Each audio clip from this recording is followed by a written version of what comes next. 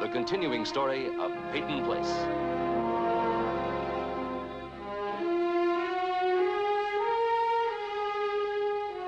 Starring Dorothy Malone as Constance Mackenzie, Ed Nelson as Michael Rossi, Ryan O'Neill as Rodney Harrington, Barbara Parkins as Betty Anderson, Tim O'Connor as Elliot Carson, Christopher Connolly as Norman Harrington, Patricia Morrow as Rita Harrington, James Douglas as Stephen Cord.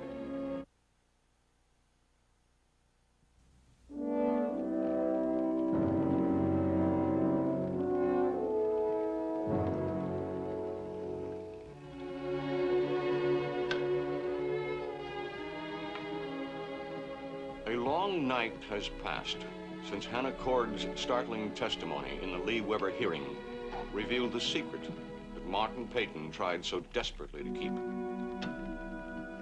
And so the truth, like the sun, has finally come out. Hannah testified that Catherine Peyton had an illicit relationship with Brian Cord, and that she was the mother of Stephen Cord and Ann Howard. Peyton's long and bitter struggle to protect his daughter is at an end.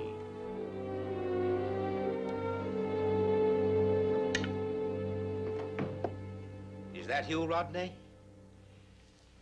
Where have you been? Out.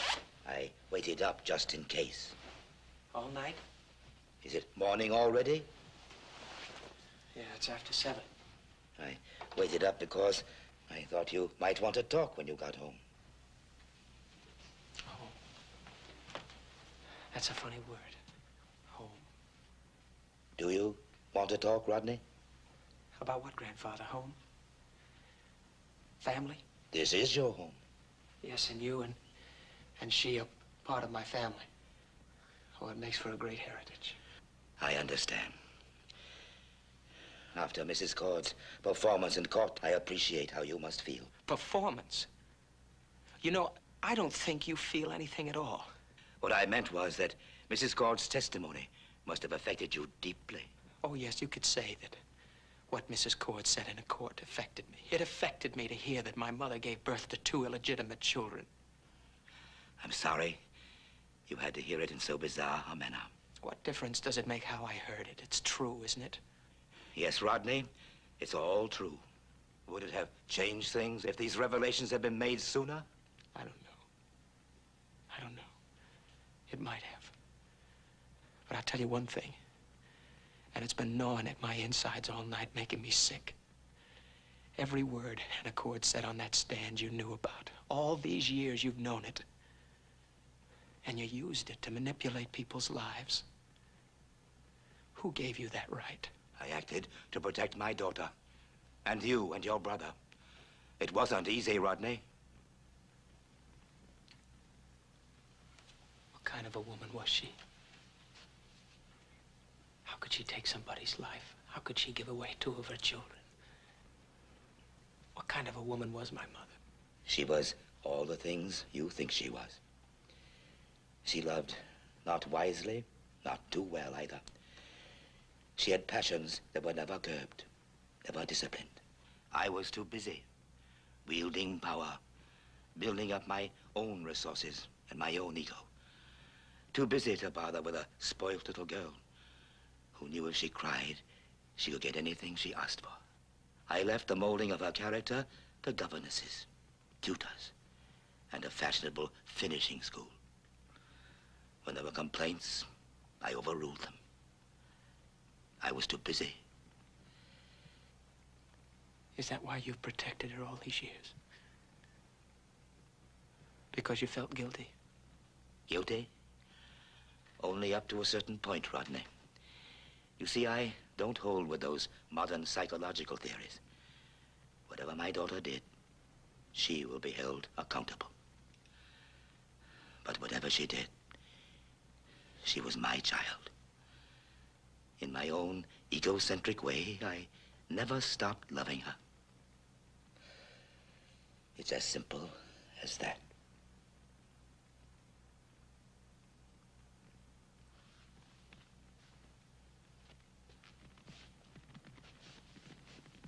I wish it were as easy for me. You didn't love her? Oh, I thought I did when I was a kid. But not like Norman.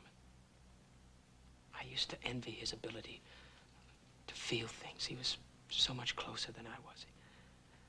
I guess I was jealous. I thought she loved him more than she did me. But you know something, Grandfather? I don't think she loved either one of us. We were her possessions.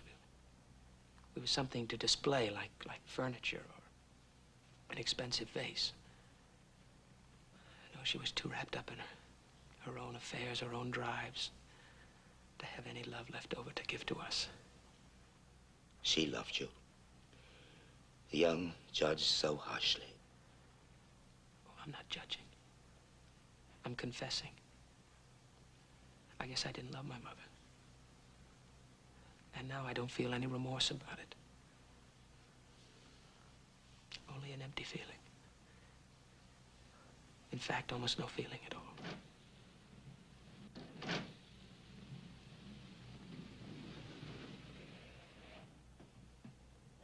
Rodney? Martin, I've taken the liberty of asking Thomas to help me pack. I'll be leaving as soon as I can make the arrangements. Very well. I've given detailed instructions about your medication. And about the household routine, of course. Now, if you'll excuse me, I believe breakfast is ready.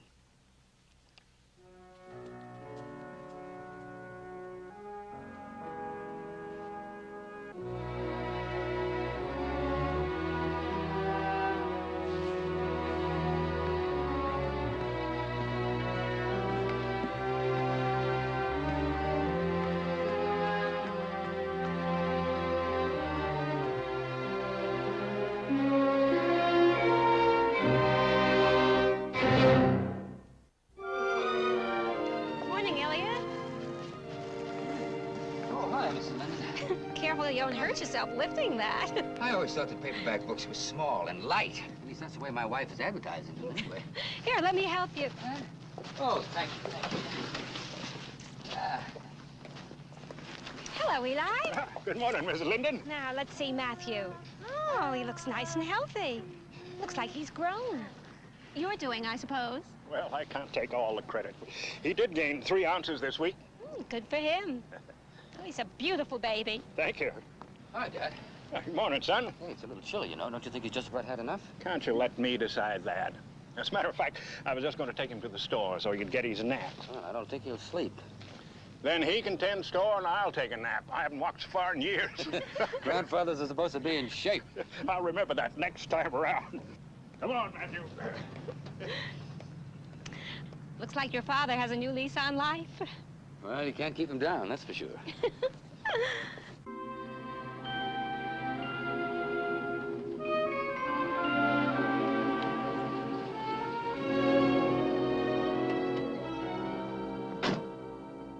You're Mr. Harrington? Yeah. I've been waiting for you to open. I'm a farm boy myself. I'm up at the crack of dawn. The first rooster hits me right in the ear. Well, I'm sorry to keep you waiting. You have car trouble? Yeah, I don't know what it is. It's funny, I used to be pretty good with engines when I was a kid, but I found out a long time ago, don't try to do everything in the world yourself. Go find yourself a pro. Where is it? Right out and back. Engine's hard to start. I could do a lot of guessing, but I figure pro had better take care of it. Well, I have a job ahead of you. Well, that's all right. I don't expect you to drop everything and tend to me. Are the keys in it? Yeah? Okay, I'll see you in a couple of hours. Fair enough. Oh, listen, can I get you a cup of coffee? It's pretty good. Hey, just opened out the other end of the wharf. No, thank you. I'll see you in a couple of hours. Right.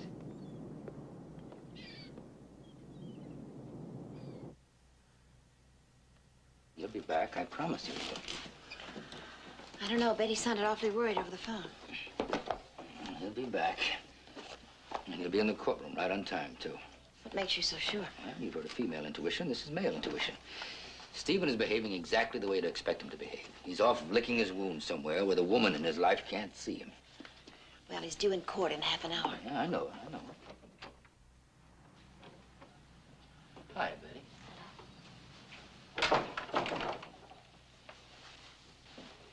Still no word, huh? No.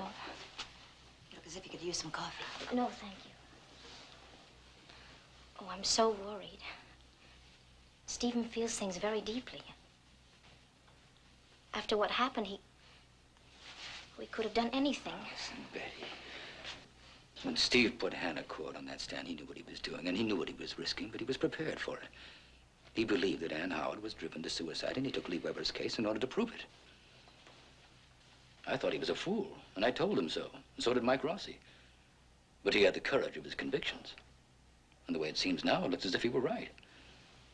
He's a professional, Betty, in every sense of the word. He'll be back not only to wrap up this case, but to win it. I'll bet my bottom dollar on that. I keep imagining such horrible things. All night long, I've had hideous pictures flashing across my mind. Ambulances, police sirens. Betty, come here.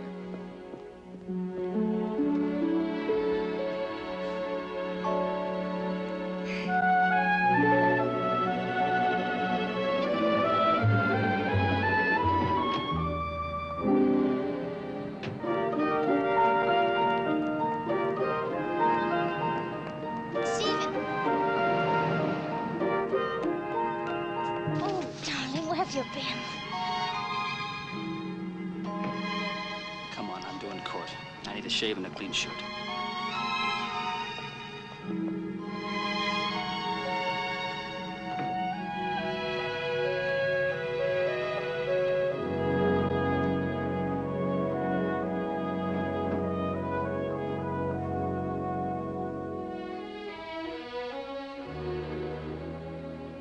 May I come in, Doctor?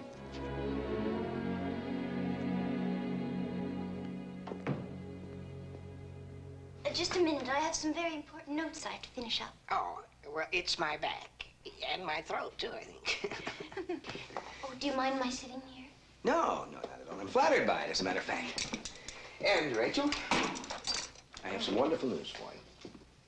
The district attorney, Mr. Fowler, called me into his office, and Mr. Chandler is not going to insist you go back to the farm.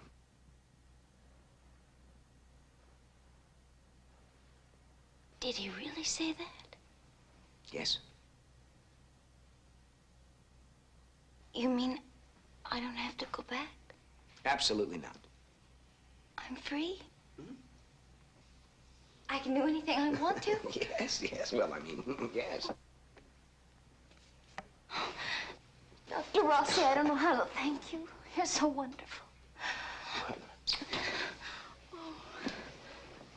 I have to... It isn't completely settled yet, though. It's not. But you just said... Well, now, you're not going to have to go back. You see, Chandler isn't going to insist that he remains your guardian. That means there won't be a hearing, but there's still a lot of work that has to be done. But I can still stay here in the hospital, can't I? Oh, Rachel. Oh, please, please let me stay. I'll be very good, you'll see. I'll help. I can do a lot of things. Oh, I know you can, Rachel, but... I could go to school. I could go at night and it wouldn't interfere with my job. I could study very hard and I'd learn a lot of things. I could even learn more about the work you're doing. Rachel, look, it's, I mean, you're not completely free, as you put it.